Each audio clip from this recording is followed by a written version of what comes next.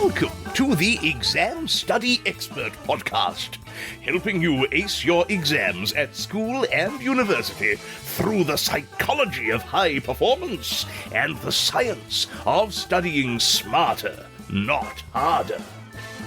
It's my pleasure to introduce your host, the Cambridge-trained memory psychologist and exam success coach, William Wadsworth. Hello and welcome to the show.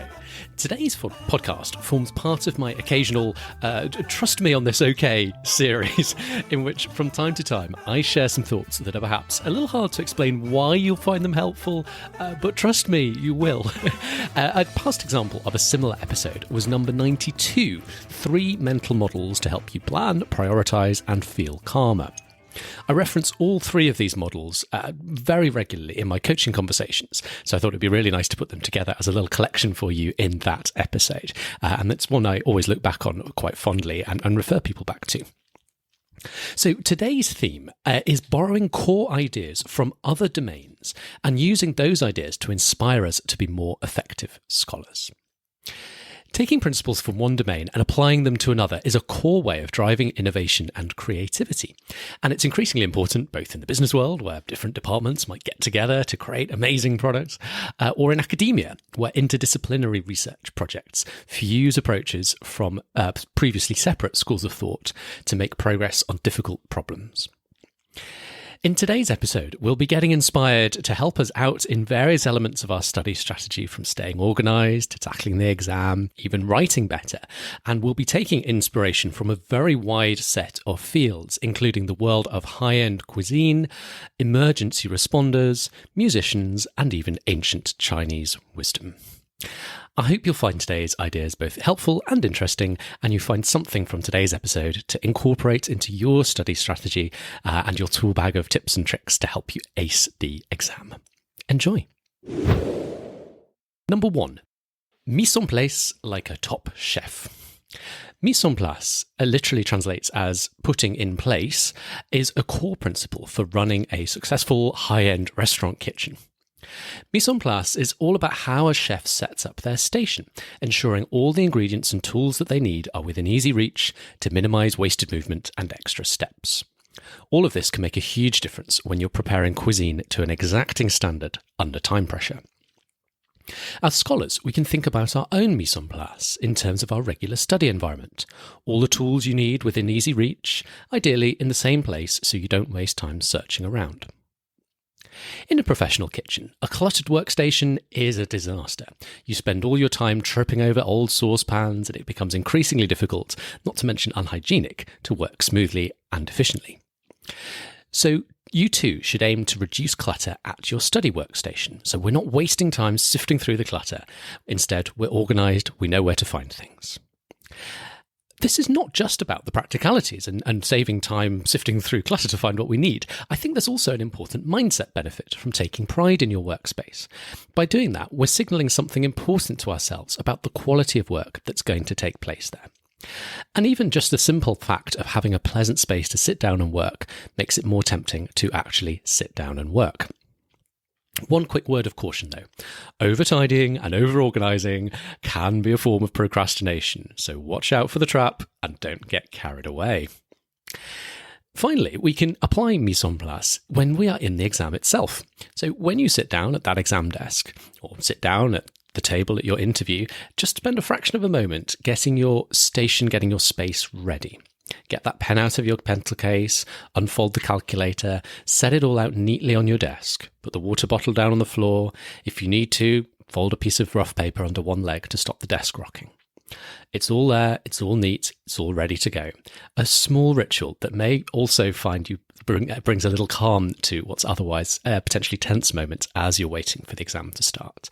That little peace of mind that comes from executing a familiar ritual and feeling like you're taking some control, however modest, over your immediate environment. Number 2, feng shui your bag. My Chinese listeners will no doubt have to forgive my terrible pronunciation that's coming up, as no doubt did my French listeners in the previous tip. But this idea is inspired by a concept from the ancient Chinese practice, feng shui, which aims to harmonize people and their environment.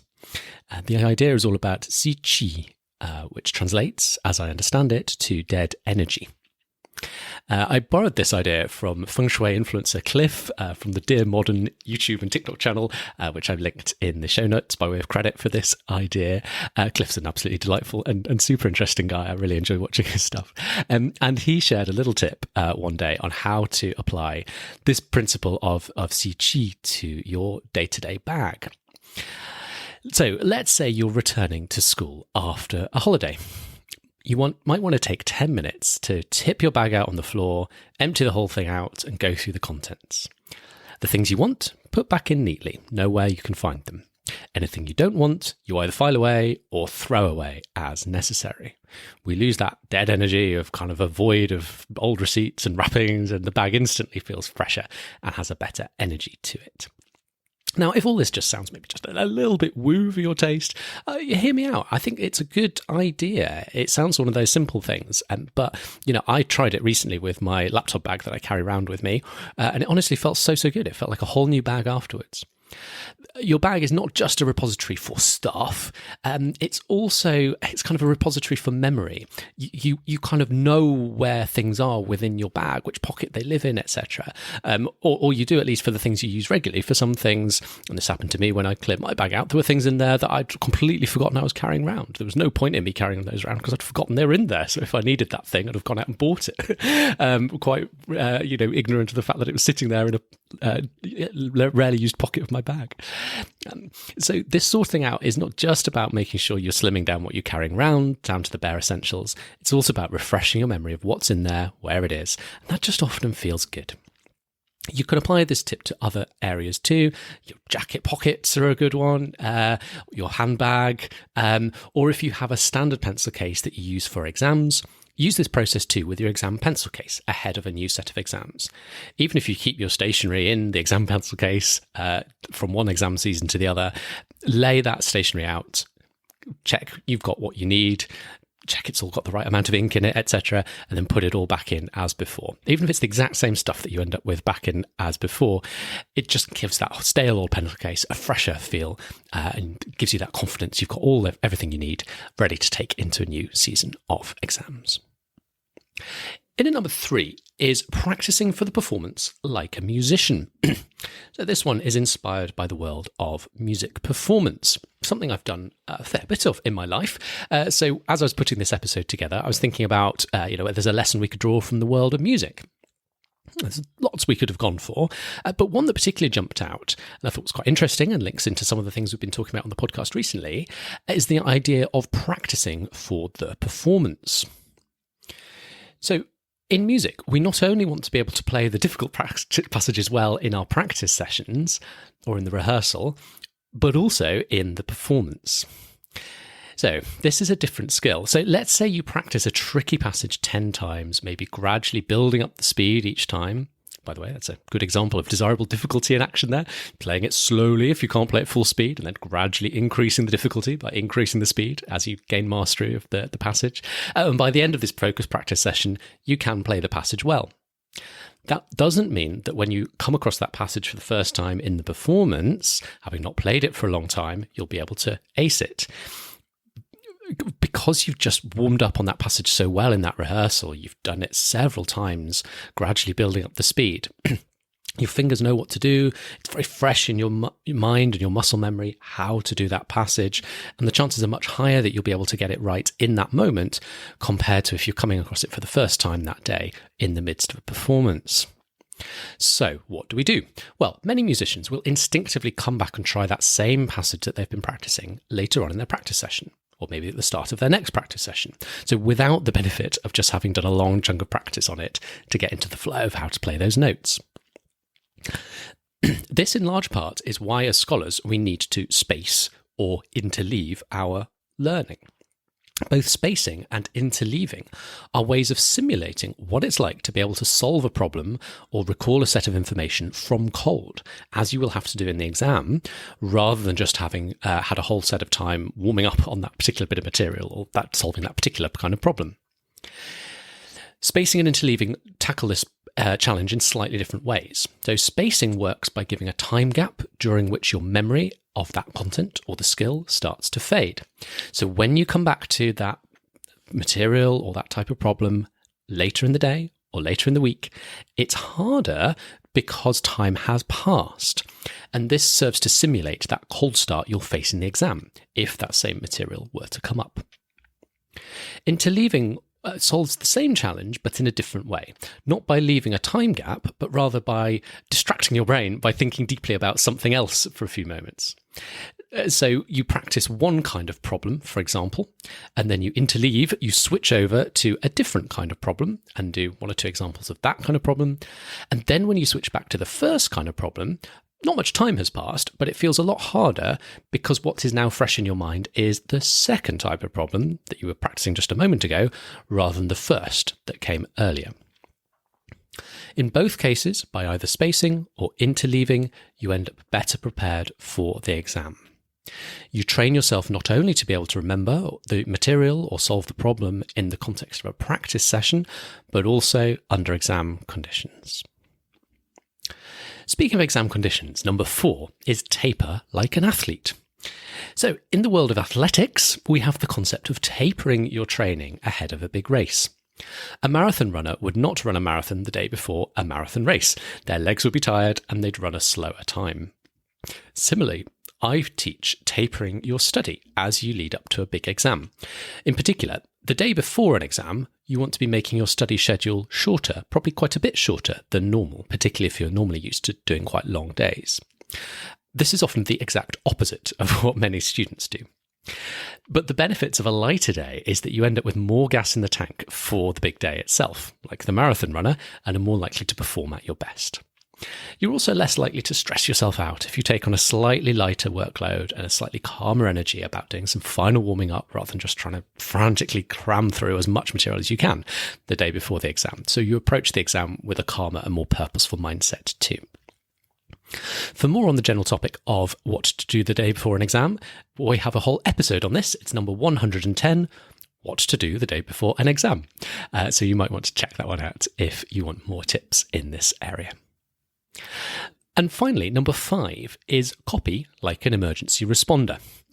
Finally, I want to think about how you respond to the questions themselves. This tip applies equally to written responses, as well as to verbal exams or even interview situations. When emergency responders, like paramedics or disaster response technicians of various kinds, firefighters, of course, when they are communicating with each other by radio in the wake of an accident or disaster, they will make a point of copying all key information to ensure crystal clear communication in high-stakes situations. The receiver will repeat back the instruction or the request that has come through and await confirmation from the person that has sent or said that instruction or request that they've got that correct before the receiver goes on and acts on it. It's a simple strategy that reduces the risk of miscommunication. In exams or interviews, we need to reduce the risk that we mishear or misinterpret questions. So, in the context of a written exam, before you even start to write, either recite back what you think the question is asking in your head, or perhaps even better, write out on paper some of the key things the question is asking. Maybe you put that in the middle of a piece of rough paper and then start to plan out your answer around that, as we talked about a couple of episodes ago in planning out your answers. Make sure you've got the detail right. So are you supposed to think of reasons for doing something and you've not got it backwards and it's actually reasons not to do something? Are you supposed to be comparing and contrasting? Are you supposed to be writing about as many factors as possible or just focusing on 3? Take your time, make sure you've got the details right. Once you've written out your understanding of the question, reread the actual question itself and make sure all the details are accurate. In the context of an oral exam, a viva, or an interview, we can use the time-honoured tactic of repeating back a question. So you say, just to make sure I've understood, you're asking me to X. Or just to make sure I'm understanding correctly, what we need to do is Y. You then go on to obviously explain your understanding of the question, and you may sometimes choose to follow this up with a clarifying question if anything's not clear about perhaps the parameters of the case or how you should or how you the interviewee is wanting you to approach it, or otherwise you could proceed to give your thoughts on the question. Here, we're not only confirming our understanding, we also get to buy ourselves a little extra thinking time, which is always helpful when you're on the spot in an interview or oral exam. Now, as a quick bonus tip, I also just wanted to throw in the idea of using checklists. Now, checklists are a great way to reduce the risk of something bad happening, reducing that risk from small to very, very small. Professions like being a pilot or being a surgeon, where there's a lot at stake, use checklists extensively now with excellent results to minimise safety risk in operations or plane flights, as was made famous by Atul Gawande in his well-read book, The Checklist Manifesto, which is all about the power of checklists. There are numerous examples of how checklists can help you take an exam in my exam technique book, Outsmart Your Exams.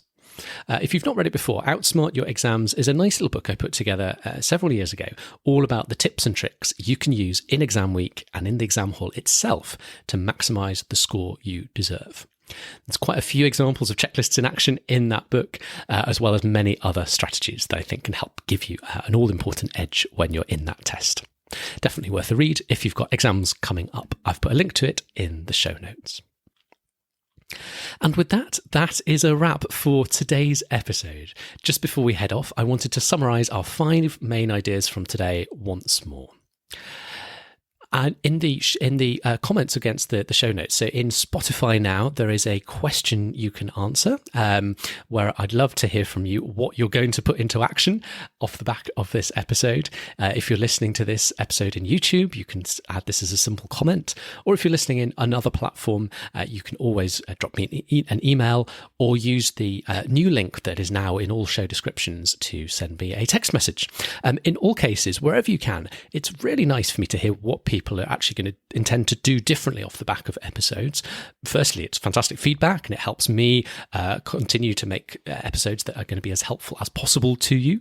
And secondly, it's helpful for you as well to share your intentions back with me as a way of kind of committing to them. And it makes it a lot more real once you share an intention with someone. So if there's something you're intending to do, by sharing it with me, it makes it much more likely that you go ahead and do it. It's all about the science of intention setting. So those 5 main ideas from today. Maybe you choose one of these that you're going to act upon this week. Number 1 was mise en place like a top chef. Take pride in your workstation, both for practical and mindset reasons.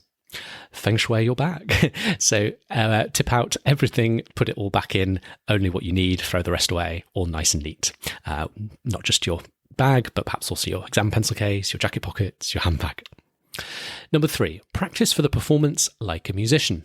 Use interleaving or spacing to help you get the answer right, not just in your practice, but also in the final performance. Number 4, taper like an athlete. Make the day before an exam a shorter day of study to save your energies for the big day. And finally, number 5, copy like an emergency responder. Make sure you really understand the question before you dive into answering it. I'd also just add, there's a hidden creativity lesson hidden inside today's lesson on tips for study and exam taking, in the sense that if you are looking to have interesting ideas yourself for a project or question you are working on, one good source of inspiration is always to look outside your field. Read widely, check out books or publications or podcasts from other fields or domains, and look out for ideas that spring out and intrigue you.